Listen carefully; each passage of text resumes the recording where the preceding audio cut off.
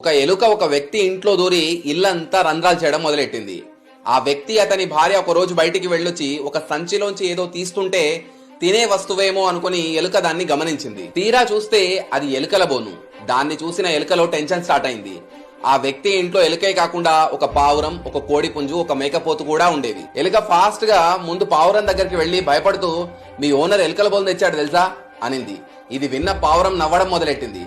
ఎలుకల బోనుతో నాకేంటి సంబంధం, యాక్చువల్ గా చూస్తే నువ్వు భయపడాలి అనింది. ఆ తర్వాత ఎలుక కోడి పుంజు దగ్గరికి వెళ్లి సేమ్ మళ్ళీ ఇదే చెప్పింది.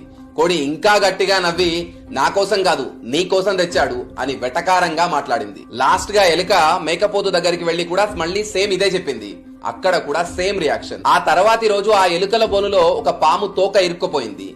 ఏదో సౌండ్ వచ్చిందని ఆ వ్యక్తి భార్య బోను దగ్గరికి వెళ్లి చూస్తే ఆమెని ఆ పాము కాటేసింది. డాక్టర్ దగ్గరికి వెళ్తే ట్రీట్మెంట్ చేసి పావురం యొక్క సూప్ తాగితే మంచిది అన్నాడు. తక్కని పావురం ప్రాణం పోయింది. ఇలా ఈమెకి జరిగిందని తెలిసి బంధువులు ఇంటికి వచ్చారు. వాళ్ళకి భోజనం పెట్టేందుకు కోడి పుంజుని కోయాల్సి వచ్చింది. తన భార్య పూర్తిగా కోలుకున్న తర్వాత ఆ ఆనందంలో ఆ వ్యక్తి మిగిలిన మేకపోతుని కోసి ఊరందరికీ దావతిచ్చాడు. మోరల్ ఆఫ్ ది స్టోరీ ఏంటంటే, ఎవరైనా మీ దగ్గరికి వచ్చి తనకొచ్చిన కష్టం గురించి గాని బాధ గురించి గాని చెప్తే వెటకారంగా మాట్లాడకండి. ఈ రోజు వాళ్ళకి వచ్చిన కష్టం రేపు మీకు రావచ్చు. మోరల్ కరెక్ట్ అనిపిస్తే ఎస్ అని కామెంట్ చేయండి. Download ShareChat.